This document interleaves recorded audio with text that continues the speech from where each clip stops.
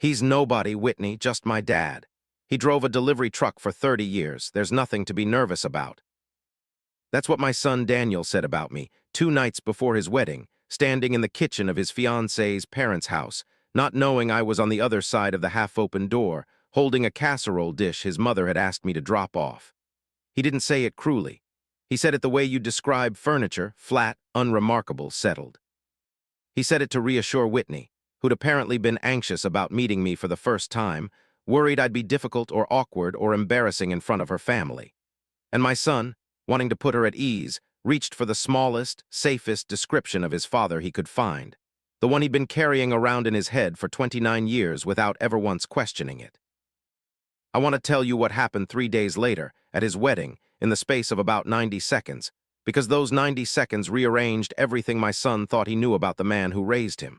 But first, I need to explain how we got to that kitchen doorway, because the truth is, Daniel didn't build that description out of nowhere. I built it for him piece by piece over almost 3 decades, and I built it on purpose. My name is Walter Reyes. I'm 64 years old. I live in a modest 2-story house on a quiet street in a town where nothing much happens, and for the last 18 years since I officially retired, most of my neighbors have known me as the guy who fixes small engines in his garage on weekends and waves at people walking their dogs. Before that, for 22 years, I told people, including my own son, that I drove long-haul delivery routes for a regional freight company. That was true. It just wasn't the whole truth, and the gap between those two things is where this entire story lives. I served 22 years in the United States Army, the majority of it in a Ranger battalion and later in a Special Forces group, in deployments across 3 decades and more countries than I'm still permitted to name specifically, even now. I hold a Silver Star from an extraction operation early in my career that I have described to exactly 9 people in my entire life.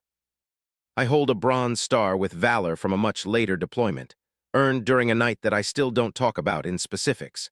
Not because I'm forbidden to, enough time has passed now that most of it isn't classified anymore, but because some things simply don't come out easily, even when nothing legal is stopping them. When I left the service, I took a civilian job driving freight, partly because the hours worked with wanting to actually be present for Daniel's childhood after years of deployments that had already stolen so much of it, and partly, if I'm honest, because driving alone on long highway stretches was the only kind of quiet I knew how to sit inside anymore. I told people I was in transportation. I let that phrase do a lot of quiet, deliberate work for over 20 years.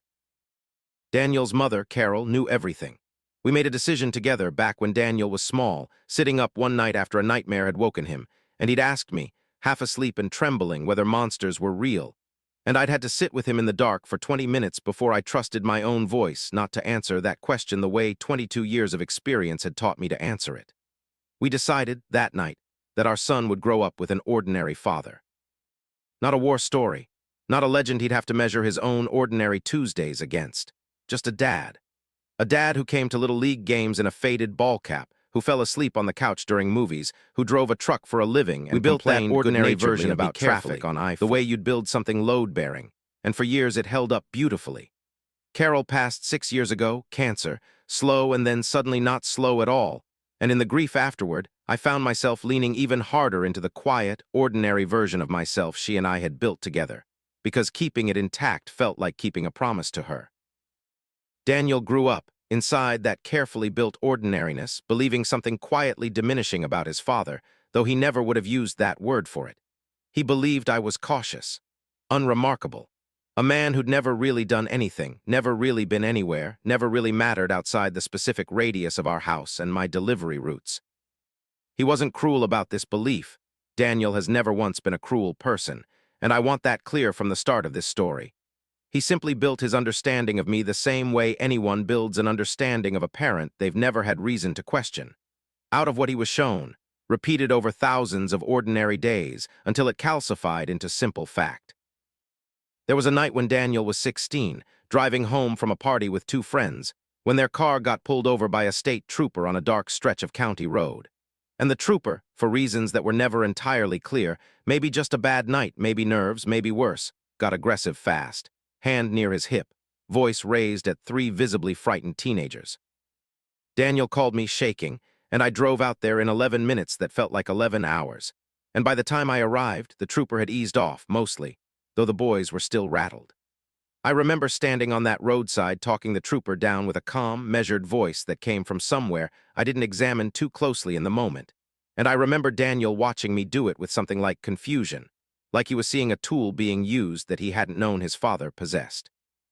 Afterward, in the car, he asked me how I'd stayed so calm, and I told him some people are just built steady, and let it go at that, and he nodded, and filed it away as one more small, unremarkable fact about his unremarkable dad. There was a 4th of July, 9 years ago, at a lake gathering with Carol's side of the family, when the fireworks display started early and caught everyone off guard. And I ducked, hard and fast, body reacting before conscious thought caught up. The way it still does sometimes. The way certain kinds of training never fully leave a person no matter how many peaceful decades follow it. Daniel was 14 that summer, standing beside me, and I saw the specific look that crossed his face, not cruelty, just a kind of mild, teenage embarrassment, watching his father flinch at noise while every other adult around them laughed and pointed skyward. There was a career day in Daniel's senior year of high school when a classmate's father, a decorated firefighter, came in and gave a presentation full of dramatic rescue stories, and Daniel came home that evening slightly subdued. And over dinner he asked me almost carefully whether I'd ever done anything exciting in my life, anything like that, and I told him driving freight had its moments. A blown tire on a mountain pass once, a near miss with a deer outside Flagstaff. And I watched something in his face settle into a quiet, permanent conclusion that his father's life, whatever else it had been, had never contained anything resembling the firefighter's stories. I let him settle into that conclusion.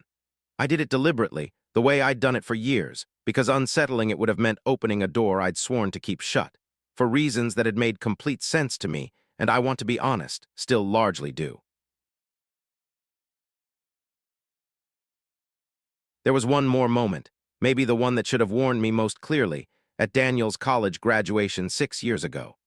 A guest speaker that day was a retired Army colonel, invited to address the graduating class about service and purpose, and he spoke for almost 20 minutes about leadership under pressure, about decisions made in impossible conditions, about the specific weight of responsibility for other people's lives. I watched Daniel listen with real, visible admiration, nodding along, and afterward in the parking lot, he told me it was the best part of the whole ceremony, better than the actual diploma, he joked. Guys like that, he said, gesturing back toward the auditorium, they've actually lived something, you know. I told him it was a good speech. I didn't tell him that the colonel's unit had crossed paths with mine twice, years apart, on opposite sides of the world, or that I could have told him privately afterward about 3 decisions under exactly that kind of impossible pressure that I'd never once discussed with anyone outside a very short list of names. I let the moment pass, the way I'd let so many moments pass before it, filing it away as one more small brick in a wall I'd been building for so long I'd stopped noticing its height. Daniel grew into a good man, steady, hardworking, quietly generous, the kind of person who shows up early to help friends move apartments and never mentions it afterward. He met Whitney 2 years ago at a mutual friend's barbecue, and I watched him fall for her slowly and completely, the way his mother and I had once fallen for each other. And I was genuinely, uncomplicatedly happy for him, right up until the moment, 3 days before the wedding, when I stood outside that kitchen door holding a casserole dish and heard my son describe me to the woman he was about to marry as nobody. I want to be careful here, because I don't think Daniel meant it as an insult, not really. I think he meant it as reassurance. There's nothing to be nervous about. My dad's not going to embarrass you. He's the least dramatic person you'll ever meet. I think in his mind, he was being kind to me even as he said it, protecting me from Whitney's nervous scrutiny by making me small and safe and unremarkable in advance. But standing in that hallway, casserole dish going slightly cold in my hands, I felt something shift in my chest that I hadn't expected to feel. Not anger, exactly, but a kind of quiet grief. The specific grief of realizing that a choice you made deliberately out of love has calcified into something that costs the person you made it for more than you ever intended it to. I didn't say anything that night. I knocked, delivered the casserole, made small talk with Whitney's mother about serving times for the rehearsal dinner, and drove home in silence, turning the sentence over and over in my head the way you turn over a stone you can't quite put back exactly where it was. The wedding was held on a Saturday afternoon in early autumn, At a converted barn venue about 40 minutes outside the city, string lights strung between the exposed beams. The kind of place Carol would have found impossibly romantic and would have cried through the ceremony, and then spent the reception quietly rearranging centerpieces without being asked. I want to say clearly, before I describe what happened, that the wedding itself was beautiful and joyful, and Daniel's love for Whitney is real and good, and nothing in what follows changes that. This isn't a story about a ruined wedding. It's a story about what happens when almost 30 years of careful silence finally runs out of road. The ceremony went perfectly. Whitney cried during her vows. Daniel's voice cracked slightly during his, and the whole room laughed warmly and dabbed at their eyes. I sat in the second row, feeling the particular ache of a father watching his son become a husband, wishing Carol were beside me to see it. And if I'm honest, still turning that kitchen door sentence over in the back of my mind even during the vows, unable to fully set it down. The reception moved into the barn's main hall as the light outside went gold, and then blue string lights taking over as the sun dropped. Dinner was served, toasts began, Whitney's maid of honor first, warm and funny, then Daniel's best man, a college friend named Marcus, who told a long, affectionate story about a camping trip gone wrong that had the whole room laughing. And then, as dessert plates were being cleared, a man I hadn't seen in almost 11 years walked in through the side entrance of the barn, alone in a dark suit. Moving with the specific unhurried authority I recognized instantly even from across the room, even after all those years, even though the last time I'd seen him he'd had considerably less gray at his temples. His name is Raymond Coleman. When I served with him, he was a lieutenant colonel, the last I'd heard several years back, through the thin, careful network of old service connections that never fully disappears no matter how quiet a person tries to go. He'd made brigadier general. I had not invited him. I hadn't spoken to him in years beyond an occasional holiday email. I had no idea, standing there watching him scan the room, how he even knew this wedding was happening, a detail I wouldn't learn the full explanation for until much later that night. He found me quickly, the way trained eyes find a familiar face in a crowded room, and he crossed the floor toward our table with a warmth that immediately drew glances, because a man moving that purposefully in that kind of posture tends to draw attention even before anyone knows why. He reached our table, and before I could fully stand, before I could even properly process that he was there, he came to attention beside my chair, actual formal attention, the kind that doesn't happen by accident, the kind that takes muscle memory built over decades, and rendered a slow, deliberate salute, directly at me in the middle of my son's wedding reception, in front of roughly 150 guests who had absolutely no context for what they were witnessing. The room didn't go instantly silent. A few tables kept talking for a moment, unaware anything unusual had happened. But the tables near ours quieted fast, that specific ripple of confused attention spreading outward the way it does when something doesn't match the expected shape of an event. Daniel, sitting 2 tables away with Whitney, turned at the sudden shift in the room's energy, and I watched my son's face move through several stages of confusion in about 3 seconds. First mild curiosity at the disturbance, then recognition that the disturbance was centered on his own father, then a kind of frozen, uncomprehending stillness as he watched a man in a dark suit hold a formal military salute in his direction. I stood, finally, and returned the salute briefly, the way you do when the moment calls for it, and there's no version of not doing it that doesn't feel like a betrayal of something larger than yourself. Raymond dropped his salute and pulled me into a hard, brief embrace instead, the kind of embrace that carries 22 years and things neither of us has ever needed to say aloud to each other. "Sergeant Major," he said, loud enough that the nearby tables heard it clearly. "I heard your boy was getting married." I wasn't about to miss it. I hadn't corrected the last time anyone called me that in almost 2 decades. I found in that moment that I didn't particularly want to. Daniel was on his feet now, moving toward us, Whitney a half step behind him, both of them wearing the specific expression of people trying to fit new information into a frame that has no room for it. "Dad," Daniel said, and I heard something uncertain and young in his voice that I hadn't heard from him in years. "Who?" And he didn't finish the question because Raymond had already turned to him, extending a hand. "General Raymond Coleman," he said. "Your father and I served together for the better part of 15 years. I'm sorry to crash your reception, son, but when I heard Walt's boy was tying the knot, there wasn't a version of events where I didn't show up." He paused, studying Daniel's face, clearly registering the confusion written across it, and something gentler crossed his own expression. He never told you, did he? It wasn't really a question. Daniel shook his head slowly, looking between Raymond and me, and I watched 29 years of careful, deliberate construction begin to come apart in real time in front of 150 wedding guests, none of whom had any idea what they were witnessing except that something significant was clearly unfolding. "Dad drove trucks," Daniel said, quietly, almost to himself. "The way you say something out loud specifically to test whether it still sounds true once it's left your mouth." "For a while, sure, after," Raymond said. "Before that, your father spent 22 years doing things I'm still not allowed to fully describe at a dinner table, son, but I can tell you this much. There are men walking around today, men with children and grandchildren of their own, who are only walking around because your father made a decision, on a night I won't describe in detail, that most people wouldn't have had the nerve to make. I was there. I watched him make it." He turned back to me, something both fond and slightly reproachful in his expression. "You really never told him about the extraction? Not any of it." "We wanted him to have an ordinary childhood," I said, and my voice came out steadier than I expected, though something in my chest had gone tight and strange. "Carol and I decided that a long time ago. I suppose I just kept deciding it long after it stopped being entirely mine to decide." Whitney had gone very quiet beside Daniel, her hand finding his, her eyes moving between the three of us with an expression I couldn't fully read. Something between shock and, unexpectedly, a kind of dawning recognition, as though pieces of something were rearranging themselves behind her eyes. "I told her you were nobody," Daniel said, so quietly I almost didn't catch it, and I understood, watching his face, that he wasn't apologizing to me yet. He was still working through the sheer scale of what he'd gotten wrong, the specific vertigo of realizing an entire foundational belief about a person you love was built on an incomplete picture you never once thought to question. "You said what?"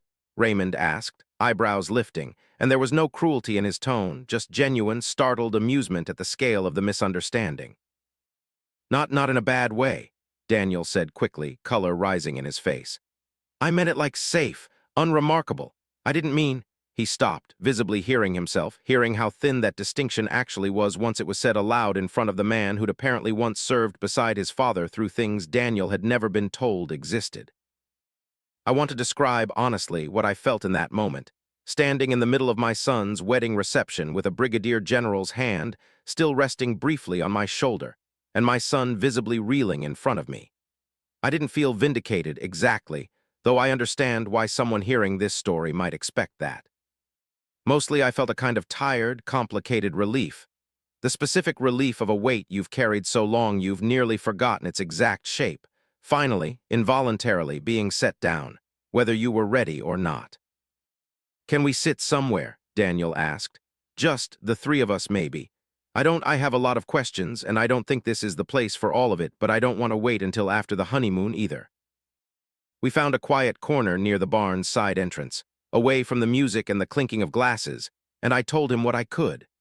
Not everything. Some specifics remain genuinely classified even now, and some specifics I've simply never found language adequate to hold, regardless of what any paperwork permits. But I told him about 22 years in service, about the Rangers and later the Special Forces Group, about Raymond, about a handful of the men we'd served with whose names Daniel had never once heard spoken in our house. I told him in careful outline about the operation that earned the Silver Star, and in even more careful outline about the harder night years later that earned the Bronze Star with Valor, the details of which I still couldn't fully give him, not because the paperwork forbade it any longer, but because some nights simply don't come out easily even once you're finally willing to let them. "Why didn't you just tell me?" Daniel asked, the same question I imagine most children eventually ask most parents who have folded something essential away out of love, his voice smaller than I'd heard it since he was young. "Not the classified stuff. I get that, but any of it, Ray, the medals, any of it."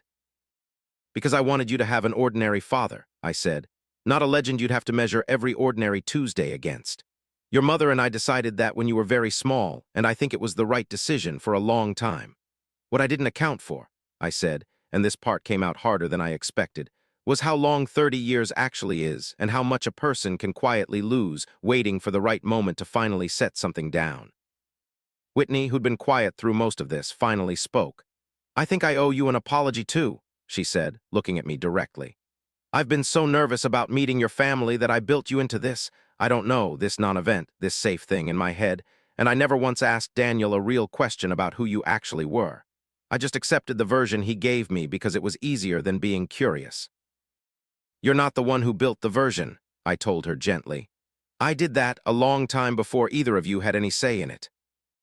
Raymond found us again near the end of the night, as the band wound down and the string lights dimmed slightly for the last dances, and he sat with us for a while, filling in a few more pieces. How he'd actually learned about the wedding through a mutual contact at the VFW post. I still attended meetings on the second Tuesday of most months, a detail Daniel had always assumed was some kind of retiree social club and had simply never had reason to ask further about. Raymond told Daniel, unprompted, about the night 11 years ago that I still couldn't fully narrate myself. About hours in terrain I'm still not permitted to name in specifics. About two men who are alive today, with children of their own, because of decisions I made in the dark that I've never once described as brave, not even to myself. Mostly because the word has always felt too small and too clean for what actually happened out there. Daniel listened to all of it without speaking, and when Raymond finally finished, he sat quietly for a long moment before saying, almost to himself, 29 years. I've had 29 years and I never asked a single real question. You didn't know there was a question to ask, I told him. That's not a failure on your part. That's something I built deliberately a long time before you were old enough to question any of it. It's been 3 weeks now since the wedding. Daniel calls more often than he used to, and not the obligatory kind of call, real conversations. Sometimes 40 minutes long, careful, curious questions about pieces of those 22 years I'm willing to share a little at a time. The way you hand someone something fragile and heavy you've kept behind glass, watching their hands to make sure they're steady before you fully let go. Raymond has started coming to dinner every few months now instead of once a decade, and he and Daniel have begun talking on their own, without me in the room, which is its own kind of gift I didn't know I still needed until I saw it starting to happen. Whitney asked me, a week after the wedding over coffee, whether I'd be willing to tell her more too, slowly, whenever I was ready, and something about the specific gentleness of how she asked told me she understood, better than most people would, exactly how much that request was actually asking for. 2 weekends ago, Daniel drove out to my place alone without calling ahead first, which he almost never does. I found him standing in the garage, looking at an old metal footlocker I'd kept pushed into the far corner behind the workbench for as long as we'd lived in that house. A footlocker he'd walked past 1,000 times growing up without once asking what was inside it, because it had simply never occurred to him that an ordinary delivery driver's garage might hold anything worth asking about. "Can I see?" he asked, and I opened it for him for the first time in his life. There wasn't much inside, a few photographs of young men in gear I'd have to explain piece by piece, a folded flag, some paperwork with names blacked out, a small velvet box holding the silver star, another holding the bronze star with its Valor device pinned beside it. Daniel sat on an overturned bucket in that garage for almost an hour, turning the photographs over slowly, asking careful, halting questions, and I answered what I could, watching my son's understanding of his own history rearrange itself piece by piece. The way a house settles differently once you finally see the foundation it was actually built on. "I'm not upset anymore," he told me before he left that afternoon. "I was for a few days, not at you exactly, more at myself for never once wondering, but I'm not upset now. I just wish I'd known you a little sooner is all. The real version, I mean, not instead of the dad I had, just in addition to him." "You've always had the real version," I told him. "You just didn't have all of him yet. That part's on me, not you. I don't regret the years of silence entirely, and I want to be honest about that rather than wrap this into some tidy lesson about the dangers of hiding who you are from the people you love. Some of what Carol and I built together, a childhood free from the specific heavy mythology of a war hero father, a son who grew up measuring himself against ordinary things instead of extraordinary ones, was a real and valuable gift, and I still believe in the reasons we built it, even now, even after everything. What I do regret is not finding a gentler way to let the truth arrive in pieces, gradually, on our own terms, long before it had no choice, but to arrive all at once, in the middle of a wedding reception, delivered not by me, but by an old friend in a dark suit who simply couldn't imagine missing the day. and who had absolutely no idea he was about to hand my son 29 years of missing context in the space of a single formal salute. If there's one thing I'd want you to take from this, it's simple. The quietest person at your table is not always the smallest story in the room. Sometimes they're simply someone who decided, a long time ago, out of love, that you didn't need to carry the weight of their whole truth alongside your own. That decision can come from the deepest kind of care a person is capable of. It can also cost you both something neither of you ever meant to lose, something that takes years to fully repair once it's finally out in the open. Ask the quiet ones in your life what they've never told you. Ask gently, and be ready to actually listen when they finally answer. You might be standing closer to something extraordinary than you've ever once imagined, close enough that it only takes one old friend, walking through a side door in a dark suit, to finally bring it into the light. If this story moved you, share it with someone who's ever underestimated the quietest person in their life. A parent, a grandparent, someone who never talks about themselves at family dinners. Somebody out there is carrying something extraordinary in complete silence, right now, today, and they may simply be waiting for someone to finally ask the right question.